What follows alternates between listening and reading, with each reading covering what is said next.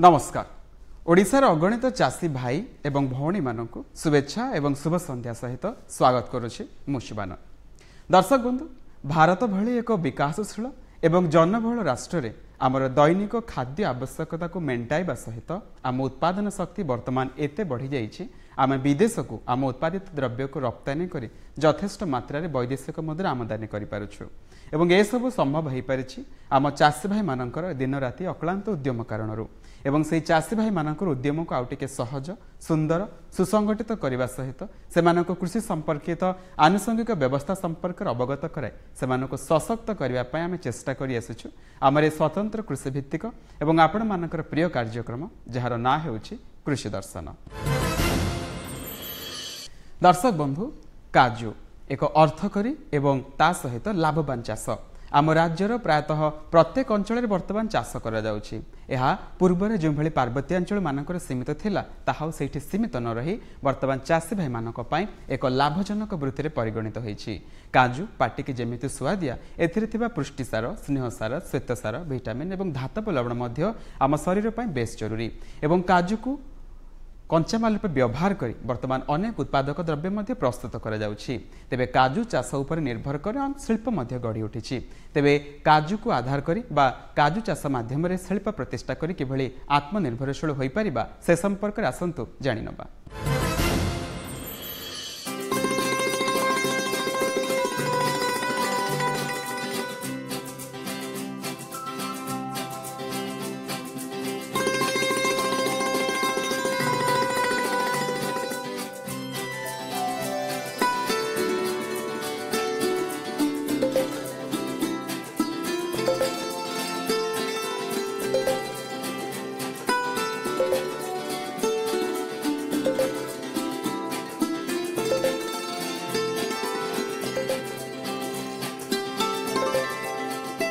भारत वर्ष रे काजू इंडस्ट्री बहुत पुराना। काजू इंडस्ट्री पृथ्वी को देखा कहूँ भारत वर्ष प्रथम केरला रे 120 वर्ष तले आरंभ होता आम बढ़ई बढ़ई भारत वर्ष पृथ्वी तमाम रे प्रथम देश होकर चली किंतु वियतनाम रे जितेबाला वार खत्म है 75 रे इकोनॉमी किसी नथिला हठात से काजू पर बहुत स्ट्रेस देले वर्तमान से एक्सपोर्ट रे नंबर 1 होती किंतु बाकी सबु जिनस भारत आज नंबर 1। भारत चाष जमी रे नंबर 1, प्रोडक्शन रे नंबर 1, प्रोसेसिंग रे नंबर 1, कंज्यूमशन रे मध्य नंबर 1। आमठू आगे अमेरिका काजू बहुत खाऊले किंतु आज सुखर कथा भारतर जो इकोनॉमी डेभलप होती द्वारा भारत ही प्राय आम 2 लाख मेट्रिक टन कंज्यूमशन हो जाऊँगी।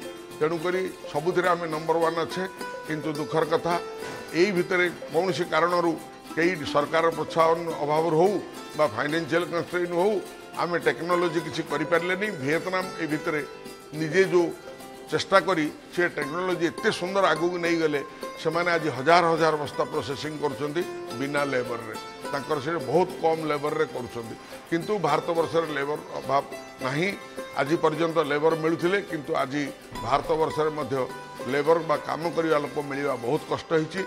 तेणु दिन को दिन आगू को आमको टेक्नोलोजी को निश्चित भाव में आम हाथ को नेबा पड़ो से प्रोत्साहन मुझे माँ केशु इंडस्ट्री को बहुत प्रोत्साहन दे आज ये माँ केशु इंडस्ट्री बहुत आगू को बढ़ी।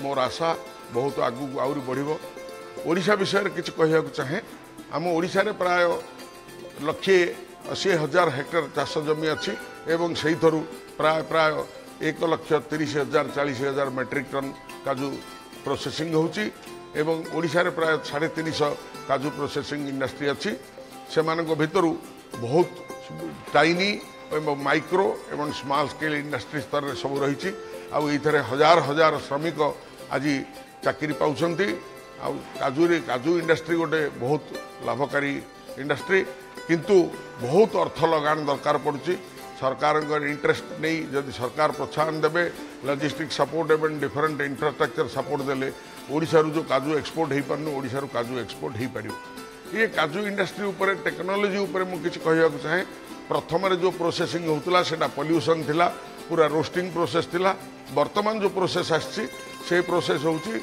बॉइलिंग प्रोसेस बा स्टीमिंग प्रोसेस काजू को पोड़ा जाऊनी जहाद्वारा कला धुआं बाहरी वायु प्रदूषण घटुला एवं जो काठ जलैवाई गुड़ाए जो काठ जला होता ता द्वारा जंगल काठ कटुला आज कौन है टेक्नोलोजी एमती बॉइलिंग प्रोसेस है से चोपारू तेलटा पोड़ी जाऊला बर्तमान से चोपारू तेल बाहरी पार्टी तेल बाहरी पार सारापर जो केकटा बढ़ला बा खदा बढ़ला ताकू यही काजू फैक्ट्री जला हो तो बर्तमान आउ पॉल्यूशन नहीं एवं काठ भी दरकार पड़ूना तो दी पटे काठ बंचला तृतीय पटे आप इधर देखो एत गुड़ाए स्त्री लोक मफसल गाँव में चाष काम छाड़े वर्ष तमाम कौन धंदा संस्था पाऊ नथिले किंतु काजू इंडस्ट्री गढ़ी उठा द्वारा यही पुरपल्ली मफसल स्त्री माने झील माने बहु माने जो मफसल गाँव में जो चाकरी भी न पाई हंतसंत होते आज से आसी यही भाया अनुष्ठान रे एसी रूम रे बसी गीत शुणी पैसा उपार्जन कर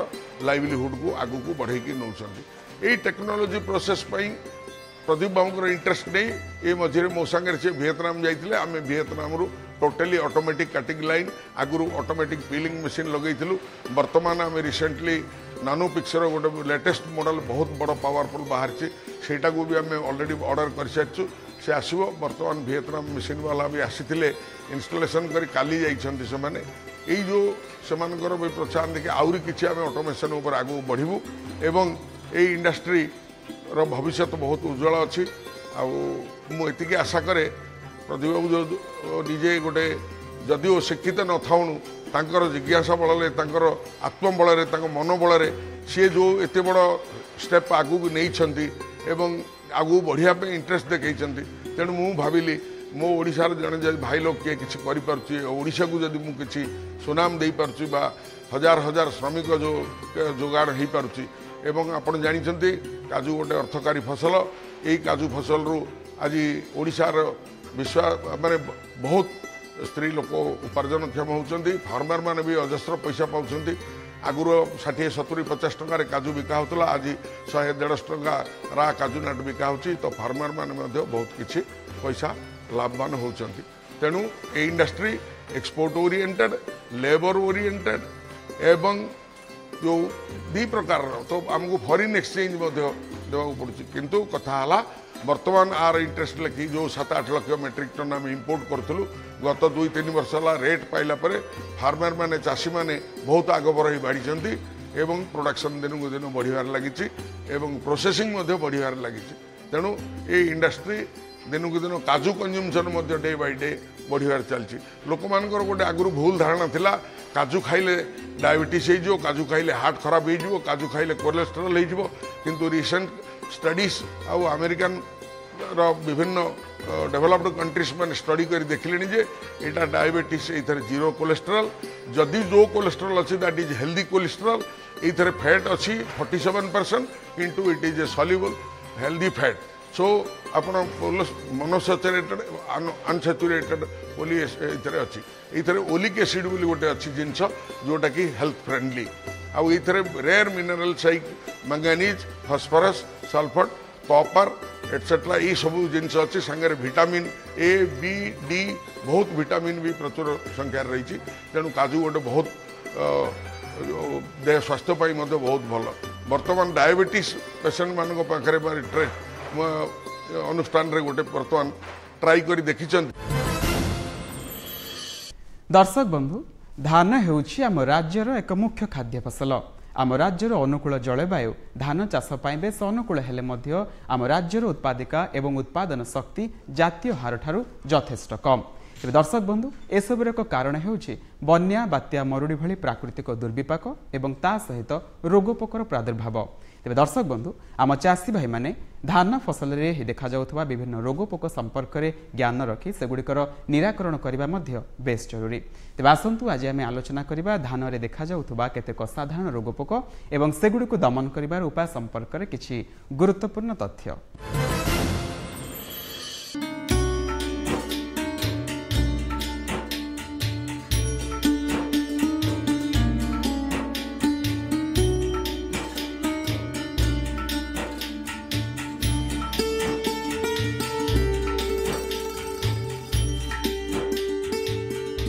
धान चाष चाषी भाई मैंने कि अनेक समय असुविधा चाषी भाई मैंने भोगी था कि रोगर प्रादुर्भाव प्राय समय धान फसल चाषी भाई मैंने सम्मुखीन होता मुख्यतः चाषी भाई मैंने मूलसढ़ा रोग धान में तापर चाषी भाई मैंने देखी था कि धान में गोटे पत्र पोड़ा रोग गोटे देखा जाए ये केतोटी रोग जोटा कि बालेश्वर जिले में मुख्यतः चाषी भाई मैंने धान फसल में देखी था। जदि आम प्रथम गोटे आड़ जा मूलसढ़ा रोग यह एक फिंपी जनित कारण होता है।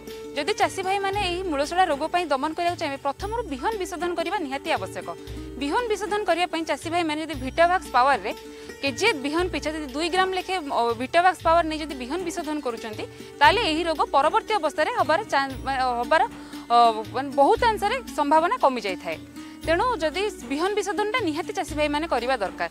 जदि बिहन विशोधन करना तेरे परवर्ती अवस्था चाषी भाई मैंने आमर औषध भितर केतोटी केमिकल औषध मिलूँ जोटा कि चाषी भाई मैंने बिल में दे भी पारे जमी आम ट्राइसाइक्लोजोल रहा कि हेक्साकोनाजोल रहा यह चाषी भाई मैंने 1 ରୁ 2 ml लीटर पिछा पानी रे देकी से माने स्प्रे दे पारिबे। आ गोटे जिनस चाषी भाई मैंने मन रखिबा दरकार जेतेबेले औषध बिल में स्प्रे दउचंदी सब बेले कौन करेंगे ना आप एकर को 200 लीटर पानी एवं हेक्टर को 500 लीटर पानी मात्रा निहाती रखिए ताद्वारा औषधि ठीक भाव में काम कर। यही मूलसड़ा रोग हेले कौन होता है ना चाषी भाई मैंने देखिए कि एम मूलटी पचि जाए ना देखिए कि पत्राच्छाद पोड़ा जोटा भी कहुए से पत्र गुड़िक भी साधारणतः पचिगला भाया हो जाए। जदि यही रोग संभावना रोचे ताहले कौन हम ना अधिक माने अमल बहुत अंश कमी थाए। तेणु यही औषध प्रयोग करके मूलसड़ा रोग को दमन करेंगे। आउ गोटे रोग है चाषी भाई मैंने देखिए महिषा रोग।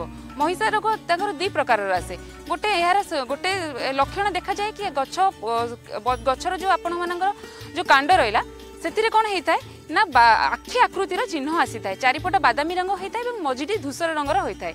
आखि आकृतिर जब चिन्ह आसला तो सहीटा जाना कि महिषा रोग।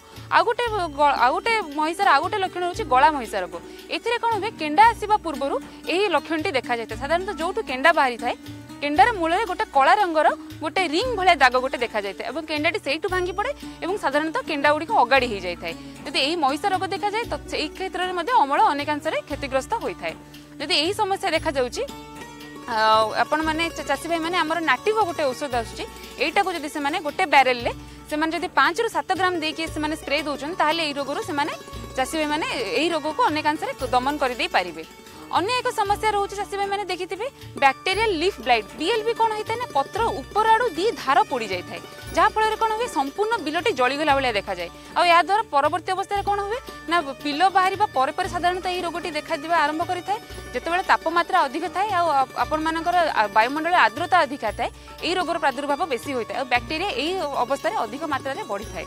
तेणु यही बीएलबी रोग को कमेवाई चाषी भाई मैंने जदि 10 लीटर पानी रे 25 ग्राम कपर ऑक्सीक्लोराइड एवं ता सहित 1 ग्राम स्ट्रेप्टोसाइक्लिन मिसई जदि स्प्रे करेंगे ताले यही रोगरू से रोगटी को से दमन करेंगे। आउ चाषी भाई मानक आ गोटे जिनस गुरुत्व देवाक पड़ो सदा बेले से चेष्टा करेंगे कि औषध प्रयोग समय सब बेले सर्वदा सकाळु करबा दरकार अथवा सूर्य किरण पर उपरवेला समय औषध स्प्रे करबा दरकार जहाँफल कि सूर्य किरण कहीं ना गोटे कारण रोचे कौन कि जदि सूर्य किरण प्रकोप डायरेक्ट गछ उपर रुहे ताले औषध ठीक भाव में काम कर नए आ गछ उपर यार प्रतिकूल प्रभाव पड़ी थाए। तेणु चाषी भाई मानक बारंबार अनुरोध कि से सब औषध को संध्या बेला समय कि सकाळ समय भोर समय स्प्रे करेंगे। यही 3टी है आपण मानकर धान रे मुख्य रोग। एबे आउ गोटे समस्या देखा गलानी panicle blight bacterial panicle blight तार अर्थ आपण माने देखिथिबे आपण मानकर जो केंडा रहूची केंडारे बादामी रंगर छिटा माने दाग सब छोट छोट दाग आसता है आ किछि दिन पर कौन हुए कि दाग गुड़िक फल आपंकर संपूर्ण केंडाटी अगाड़ी हो जाए।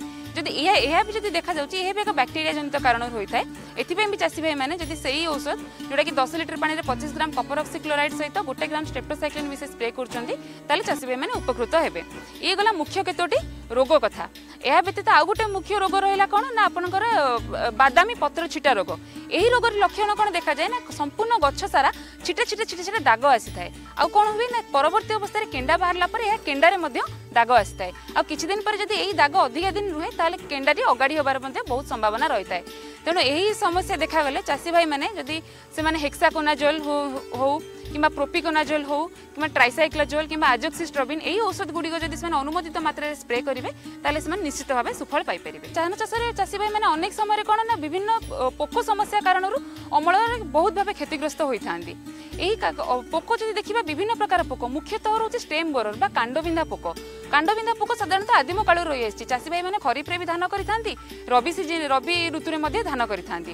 तेणु एही दुईटी जाक ऋतु रे कांडबिंधार समस्या निश्चित भाव चासी भाई माने सम्मुखीन होइथांती। जदि एही कांडबिंधा समस्या रहउछि तो चासी भाई माने समन्वित उपाय रे किछिटा परिचालन पद्धति अवलंबन करिवे ताले निश्चित भावे से माने सुफल पाई परिबे।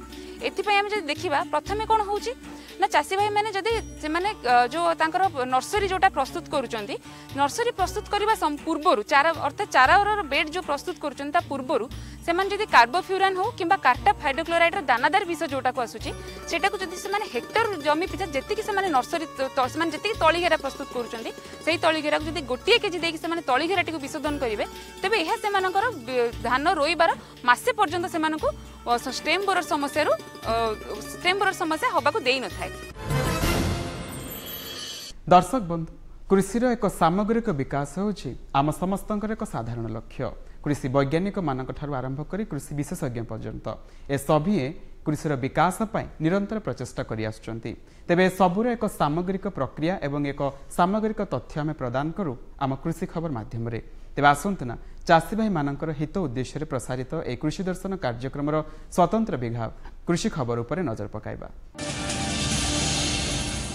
प्राणी पालन एक लाभजनक व्यवसाय। आम चाषी भाई माने एथिरु बेस लाभवान होई परुछंती। से गो पालन हेउ बा छेली पालन जहाकू वर्ष सारा करी आमर बेकार युवक युवती माननकू आत्मनिर्भरशील करी होई पारिबो। एही सबु दिग को आखि आगर रखी राज्य सरकार विभिन्न वर्गर चाषी माननकू प्राणी पालन रे सरकारी रिहाती जोगाई देई आसुछंती जहार सुविधा उठाई आमर चाषी भाई माने लाभवान होई परिबे। ता सहित नुआ करी गोपालन करुवा चाषी भाई माननकू मध्य सरकार तालीम देउछंती। सरकार 50% रिहाती जोगाई देउछंती। गोपालन करने को हेले आपण मानक पाखरे जागा थिवा दरकार। प्रथम हेउछि गाई गुहाल। जदि घास दे गोपालन करिथांती तेबे आपणक खाद्य खर्च कम हेबो एवं गाईर दुग्ध मध्य भल उत्पादन हेबो। एही सब दिग प्रति चाषी भाई माने ध्यान देले से माने गोपालन रे अधिक लाभ पाई परिबे। मिनिमम गाई रखिया पे जगह अछि एवं घास चाष किछ करिया पे 1 2 एकर जगह अछि कि नै। जदि से जगह नाही भी आपण पाखरे ताहले आपण सेटा लीज रे नै परिबे एवं लीज रे नै कि से जगह को आपण मिनिमम 15 रु 16 वर्ष पर्यंत लीज रे ताको नै परिबे। नै कि आपण गोटे गो सुगम पोर्टाल ले आपण अप्लाई करिवे।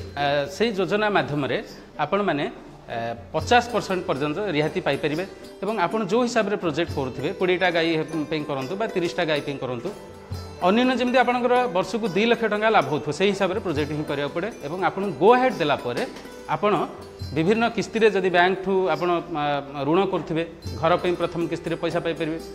द्वितीय किस्ती रे आपण गाई अधा पे पैसा पाई परिबे एवं तार इंश्योरेंस करा जिवो।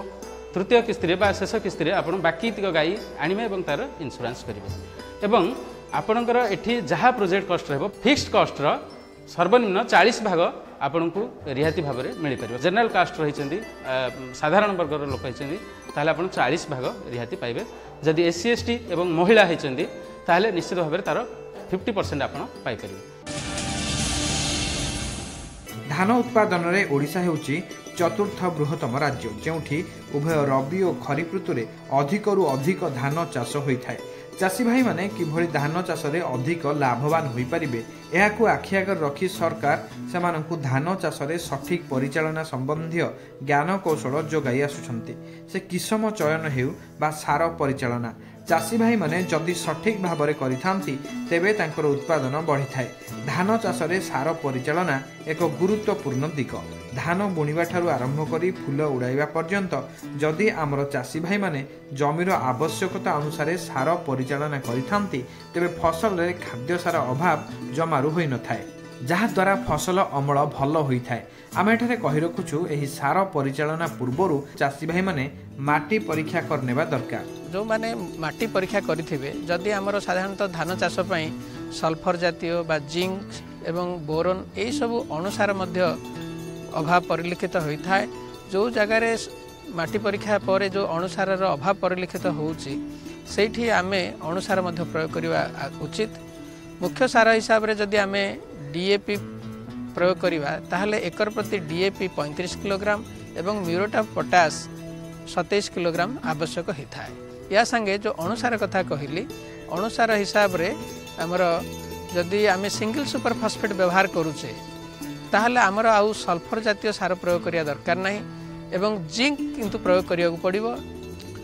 लगे सारा पर हमर बायोसार मध्य आमे प्रयोग करि परिबा। धान रुआर प्राय 1 सप्ताह पर आमे बायोसार बा जैविक सार हिसाब रे मध्य आजोला किंबा नीलहरित शैवाल मध्य प्रयोग करि परिबा।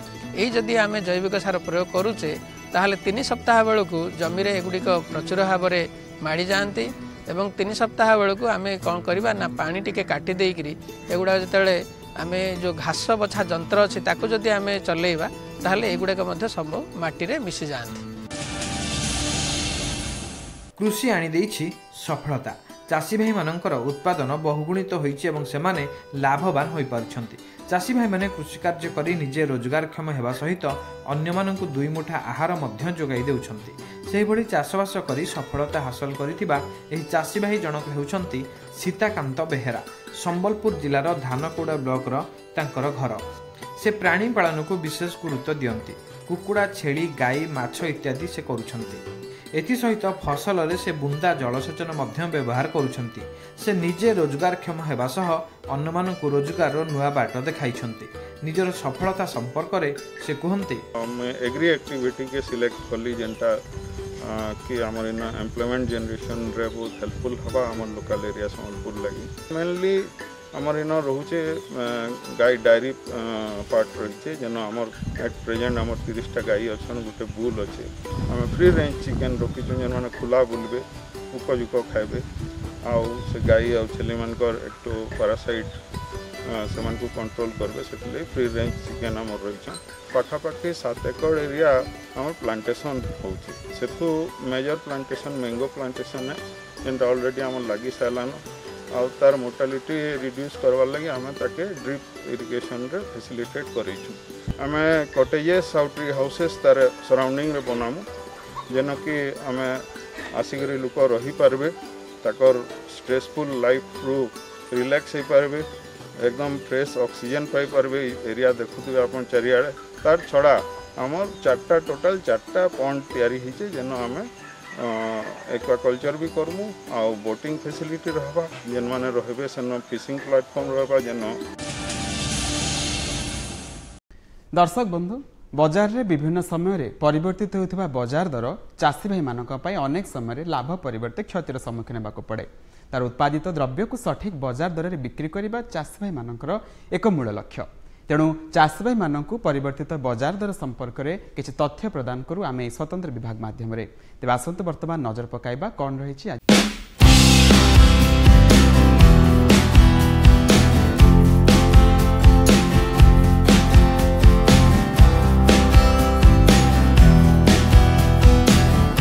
क्विंटाल प्रति जटणी रे सर्वनिम्न 4000 टंका सर्वाधिक 6000 टंका, बारिपदा सर्वनिम्न 4000 टंका सर्वाधिक 5000 टंका, सोहेला रे सर्वनिम्न 4100 टंका सर्वाधिक 4300 टंका, हिंदोल रे सर्वनिम्न 4500 टंका सर्वाधिक 5000 टंका रहिछि। सेही भली लाउर बजार दर पानपोस रे सर्वनिम्न 3200 टंका सर्वाधिक 3600 टंका, हिंजिलीकाटू रे सर्वनिम्न 3500 टंका सर्वाधिक 6000 टंका, शहीदनगर रे सर्वनिम्न 6000 टंका सर्वाधिक 7000 टंका एवं बालुगाँ रे सर्वनिम्न 6500 टंका सर्वाधिक 7000 टंका रहिछि। दर्शक बंधु सूत्रटीए जानिले जेमिति अंकटीए कसिबा सहज हुए परिवर्तित होता जलवायुर आकस्मिक अथवा साधारण प्रक्रिया संपर्क में चाषी भाईटी सूचना रखिले तार चाष कार्य सुपरिचालना सहज हो पड़े और से कम को सहज कर देउछि आमर कृषि दर्शन में प्रसारित स्वतंत्र विभाग पाणीपाग सूचना। तेज आसतुना आम चाषी भाई मान हित उद्देश्य प्रसारण करवा आ देखि नेबा कौन रही आज पाणीपाग संपर्कित सूचना। अनुमान करा जाउछि राज्यर केतेक स्थान रे वर्षा हेबार संभावना रहिछि। एबे आसंतु जानिबा विभिन्न स्थान रे कौन रहिछि तापमात्रा। झारसुगुड़ा सर्वनिम्न 23 डिग्री रु सर्वाधिक 35 डिग्री, कटक रे सर्वनिम्न 25 डिग्री रु सर्वाधिक 33 डिग्री, नयागढ़ रे सर्वनिम्न 25 डिग्री रु सर्वाधिक 34 डिग्री, मालकानगिरी रे सर्वनिम्न 26 डिग्री रु सर्वाधिक 35 डिग्री तापमात्रा रेकर्ड करा जायछि। दर्शक बंधु आम प्रसारित कार्यक्रम कृषि दर्शन एकमात्र लक्ष्य होछि आम ओडिशार अगणित चाषी भाई मानकर एक सशक्त एवं उन्नत कृषि भविष्य गठन करी देश को प्रगतिर पथरे आगे नबा। तेबे देशर आर्थिक अभिवृद्धि क्षेत्र में आम राज्य ओडिशार अवदान जो यथेष्ट रही सहज अनुमान करा जाय पारे।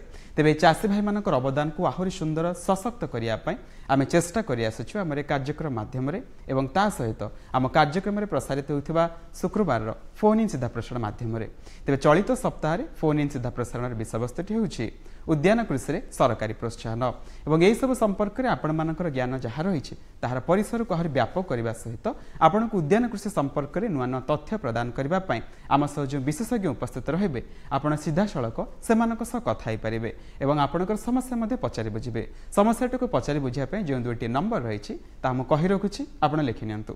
नंबर दुईटी हूँ 0674 2300 138 और 1800 3456 742।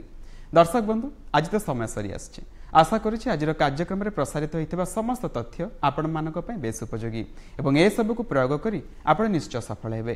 ता सहित मु चाहे आपण माने आज कार्यक्रम को केते मात्रा रे पसंद करिसेंती आपणकर चिठी माध्यम रे आमको लिखि निश्चय उत्साहित करिवे। आमको चिठी लिखिबार ठिकाना हेउची कृषि दर्शन मार्फत दूरदर्शन केंद्र पोस्ट सैनिक स्कूल भुवनेश्वर 75005। आमको मेल करिबार ठिकाना हेउची kdbbsr@hotmail.com। दर्शक बंधु वर्तमान कार्यक्रम को शेष करिबार समय आसी जाइछि। कार्यक्रम को एठी रखिबु देखा हो आपणक सहित किछि नुआ विषयवस्तु एवं किछि नुआ तथ्य को नै। से पर्यंत आमे रहिलु आपणक अपेक्षा रे रहुछु। नमस्कार।